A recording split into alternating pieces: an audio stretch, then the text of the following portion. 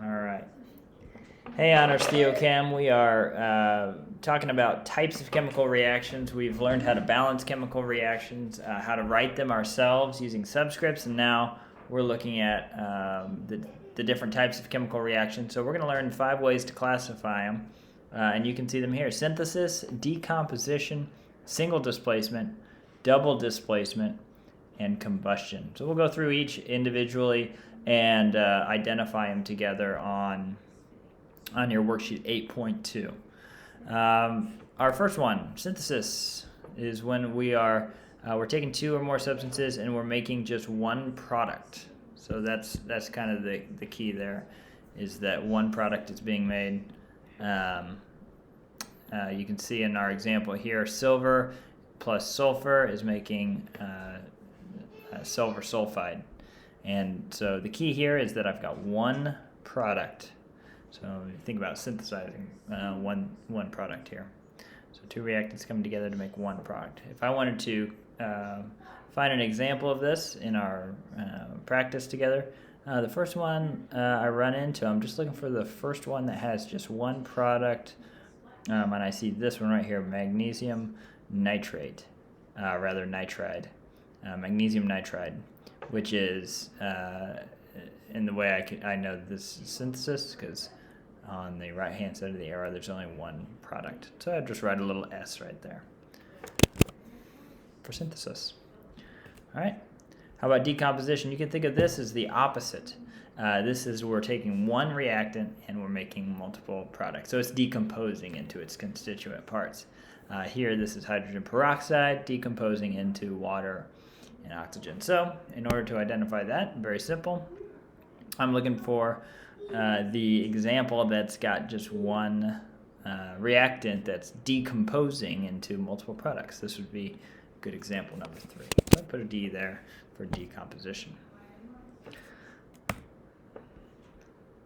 All right, now we get into the 2 that I think are most commonly mixed up, which are single displacement and double displacement. Single displacement, you can see the key is that I've got one, in this case, anion. My bromide is being displaced by a chloride ion. And so the reason this is single displacement as opposed to double displacement, let's skip ahead to double. You can see with double displacement, both in this case, my cations are switching places, or really, you can think of it either way. And both of them are still paired with an anion when all is said and done.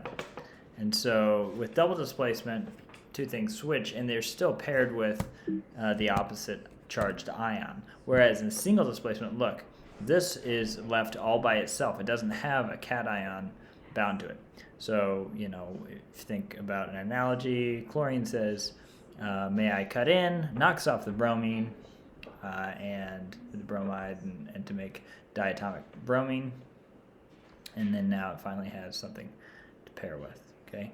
And so the key here is that you have something single, and something is always left single, versus double displacement where both of them still have a pair. They're paired with something at the end. So let's find a single displacement here.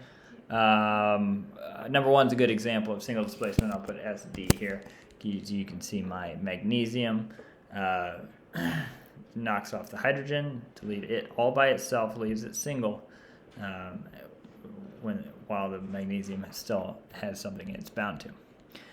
This would be a good example of double displacement, because I've got my aluminum nitrate that the aluminum switches places with the sodium to make aluminum hydroxide. Well, it's still paired with something, and then the sodium nitrate, it also is still paired with something.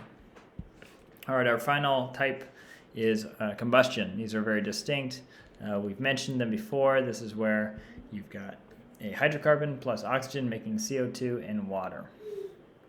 And so always look very kind of distinct because of the specific reactants and products. Here I've got number 15, I've got a hydrocarbon here plus oxygen making CO2 and water. That's a combustion reaction.